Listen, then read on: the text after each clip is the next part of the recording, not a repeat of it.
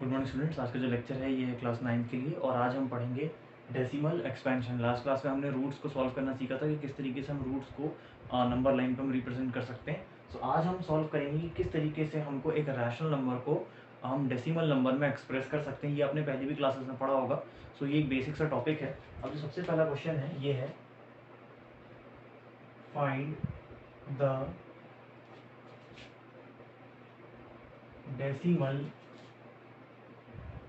Expansion of, हमारा जो question है ये है 10/3। तो हमको इसका डेसिमल एक्सपेंशन निकालना है। आपको इस तरीके से क्वेश्चन आएगा पेपर में कि find the decimal expansion of कोई भी एक नंबर, जैसे कि यहाँ पे 10/3। सो ये जो नंबर है ये आपका रैशनल नंबर है, ये p/q के फॉर्म में है। सो आपको इसको सिंपली डिवाइड करना है और आपको इसको डेसिमल में कन्वर्ट करना है। सो जब हम इसको सॉल्व करेंगे तो हम इसको सॉल्व करना स्टार्ट करते हैं। 3 आ जाएगा बाहर और 10 आ जाएगा अंदर। सो 3 3 ज़ा 9, यहाँ बचेगा 1।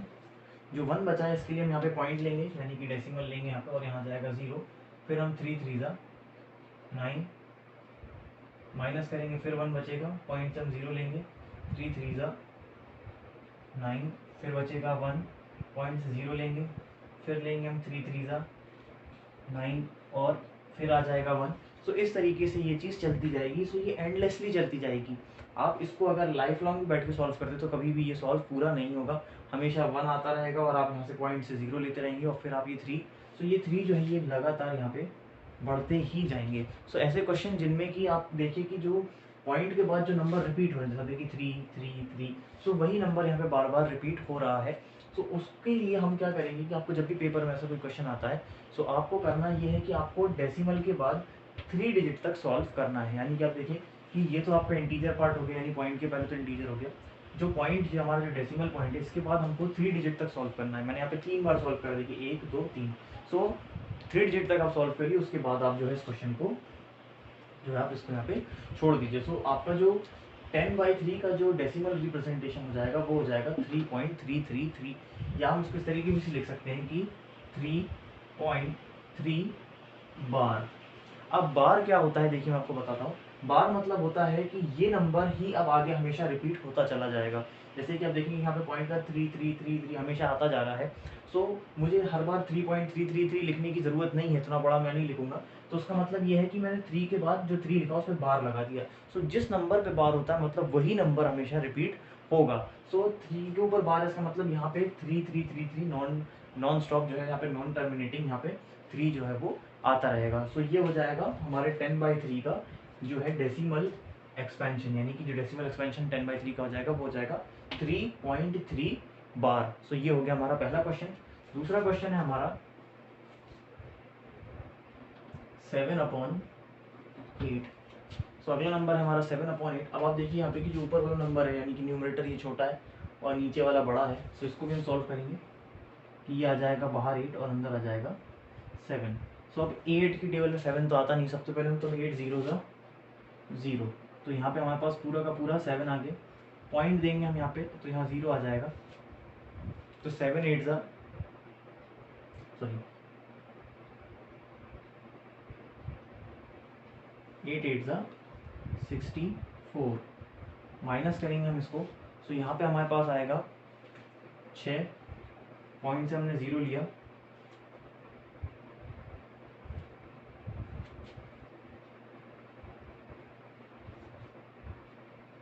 बचा हमारे पास यहाँ पे 4। अब 4 के लिए हमने यहाँ पे पॉइंट से एक और 0 लिया। सो 8 5 ज़ा 40, माइनस किया तो 0। तो आप देखिए यहाँ पे हमारे पास रिमाइंडर जो है इस क्वेश्चन में, ये हमारे पास 0 आ गया।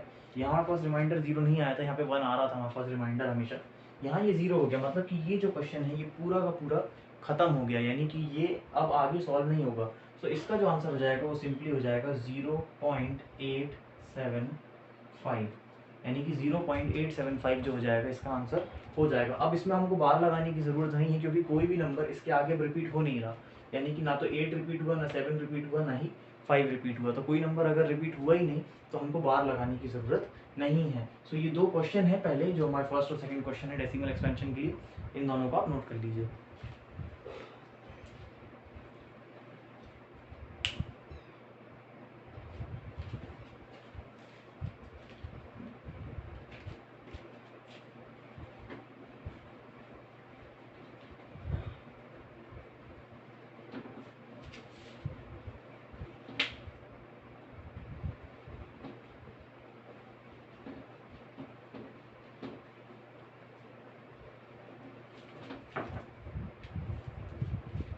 अगला जो क्वेश्चन है ये है 1/7। 1/7 को हम डिवाइड करेंगे।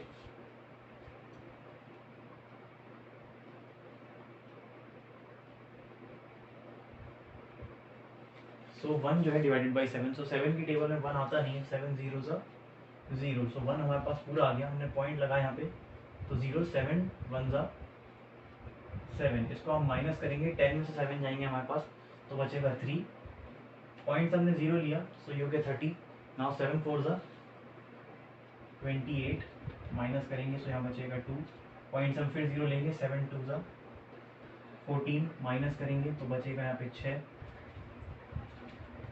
हम पॉइंट से यहाँ पे 0 ले लेंगे,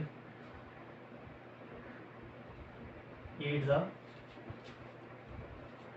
56, माइनस करेंगे तो बचेगा यहाँ पे 4 बचा यहाँ पे। अब आप देखिए यहाँ पे कि हम जो है इसको अभी हम करे जा रहे हैं, अभी हमने इसको पॉइंट के बाद 3 डिजिट के बाद छोड़ा नहीं है, अभी आप देखिए यहाँ पे कि 4 बचा है, पॉइंट के बाद हमने यहाँ पे फिर 0 लिया, 7 5 35, बट माइनस करेंगे तो बचेगा 5,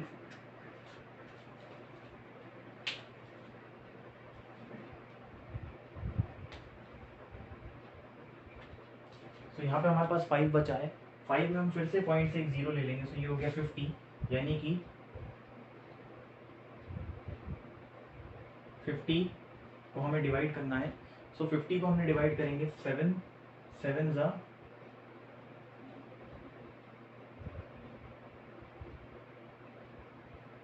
49, 7 7 49 करेंगे तो वापस हमारा 1 जो है वो आ गया। अब आप एक बात देखिए यहाँ पे कि 1 से ही हमने शुरुआत करी थी और अब वापस हमारा 1 आ गया, यानी कि अब मैं इसको फिर से डिवाइड करना शुरू करता हूँ तो मेरा फिर से यही नंबर जो है वो रिपीट हो जाएगा, यानी कि अब मैं इसको वापस से डिवाइड करूँगा तो मैं फिर से लूँगा, यहाँ पे 0 ऐड कर दूंगा तो 7 1 7, फिर यही का यही नंबर जो है मेरा पूरा का पूरा यही रिपीट हो जाएगा, यानी कि यहाँ तक ये ऐसे का ऐसे ही चलेगा, यानी ये नंबर है 1 4 2 8 5 7 कि यहाँ तक तो ये नंबर यहाँ तक ये रिपीट नहीं हो रहे हैं, कि यानी यहाँ पे मैं किसी को भी कह सकूँ कि हाँ ये नंबर रिपीट हुए नहीं हुए, लेकिन इसके बाद यही नंबर रिपीट होगा, यानी कि अगर मैं इसको सॉल्व करूँगा तो मेरा इसमें फिर से यहाँ पे 1 4 2 8 5 7 जुड़ जाएगा, उसके बाद फिर इसमें 1 4 2 8 5 7, तो ये हमेशा चलता रहेगा, ये चीज़ खत्म होगी ही नहीं। सो इसका मतलब ये है कि ये आप देखिए कि यहाँ पे जो हमारा रिमाइंडर है वो हमारे क्वेश्चन के बराबर आ गया, यानी कि हम इसको इससे ज़्यादा और हम फर्दर डिवाइड नहीं कर सकते, तो इसका जो सिंपल सा आंसर आ जाएगा वो आएगा 0.14285 तो इसको हम इतने तक ही करेंगे। इसको हमने यहाँ तक क्यों करा, जैसे हमने पहले क्वेश्चन में हमने इसको आगे 3 डिजिट के आगे नहीं किया था, उसको हमने इसलिए नहीं करा था क्योंकि वहाँ पे हमको डेसिमल के बाद लगातार तीनों डिजिट एक जैसी ही आ रही थी, इसलिए हमने उसको उसके 3 डिजिट के आगे हमने उसको छोड़ दिया, लेकिन यहाँ पे हमको हर बार अलग अलग डिजिट्स मिली हैं, इसलिए हमने यहाँ पे जो है इसको सॉल्व किया, लेकिन इसके बाद हमको वापस यही फर्स्ट डिजिट से स्टार्ट हो जाएगा ये, इसलिए हम इस पे इतने पूरे नंबर पे हम जो लगा देंगे वो लगा देंगे बार, यानी कि 0.142857, यानी कि ये नंबर आने के बाद यहाँ से फिर यही नंबर जो है वो स्टार्ट हो जाएगा। सो बार लगाना आपको आ गया होगा कि बार किस तरीके से हम वर्ड्स में सॉरी नंबर्स को यूज़ करते हैं। ये हमारा थर्ड क्वेश्चन था और ये इसका सोल्यूशन है, इसको आप नोट कर लीजिए।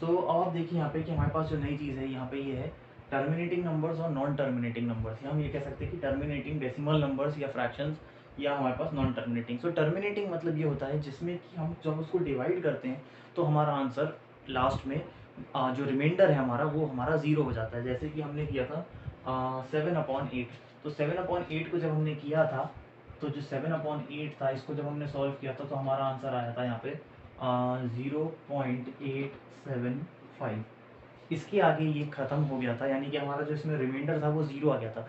सो ऐसे क्वेश्चन जिसमें कि रिमाइंडर 0 आ जाता है यानी कि वो कम्प्लीटली डिवाइड हो जाते हैं। ध्यान रखिए कि कम्प्लीटली डिवाइड हो जाते हैं, रिमाइंडर 0 आ जाता है, उन क्वेश्चंस को हम कहते हैं टर्मिनेटिंग नंबर्स। टर्मिनेटिंग मतलब कि वो खत्म हो गए, कम्प्लीटली खत्म हो गए। टर्मिनेटिंग से मतलब कि वो कम्प्लीटली एंड हो गए। सो ऐसे डिवीजन जो कम्प्लीटली डिवाइड हो जाए उनको हम कहते हैं टर्मिनेटिंग नंबर्स। लेकिन ऐसे जो कभी भी डिवाइड ना हो कम्प्लीटली और वो एंडलेसली चलते जाए, जैसे कि हमारा फर्स्ट क्वेश्चन था, थर्ड क्वेश्चन था कि इसमें हमने 10/3 को सॉल्व करने पे हमारा आंसर आ रहा था 3.3 बार, यानी कि ये रिपीट हो रहा था 3 एंडलेसली जाएगा, ये कभी खत्म नहीं होगा। सो ये क्वेश्चन ऐसे हैं कि कभी भी खत्म नहीं हो सकते, यानी कि टर्मिनेट नहीं होंगे। सो टर्मिनेट नहीं होंगे इसलिए हम इनको कहते हैं नॉन टर्मिनेटिंग नंबर। इसी तरीके से हमारा दूसरा क्वेश्चन था, यानी कि 1/7, इसका भी जो आंसर हमारा आ रहा था 0.142857, ये हमारा आंसर आ रहा था और इस पे भी था बार, यानी कि ये हर बार रिपीट होता जाएगा। तो यानी कि ऐसे क्वेश्चन जो कभी भी एंड नहीं होते उनको हम कहते हैं नॉन टर्मिनेटिंग नंबर। तो आपको क्वेश्चन में ये भी पूछा जा सकता है कि आप पहले तो आप उसको डेसिमल एक्सपेंशन को सॉल्व करें, सॉल्व करने के बाद आपको ये भी बताना रहेगा कि टर्मिनेटिंग था कि नॉन टर्मिनेटिंग था। तो आपको सिंपल से ये देखना है कि अगर उसका रिमाइंडर 0 आ गया है तो वो टर्मिनेटिंग है, अगर उसका रिमाइंडर 0 नहीं आया तो वो नॉन टर्मिनेटिंग है। सो ये दो चीज़ें और हैं, इनको भी आप नोट कर लीजिए।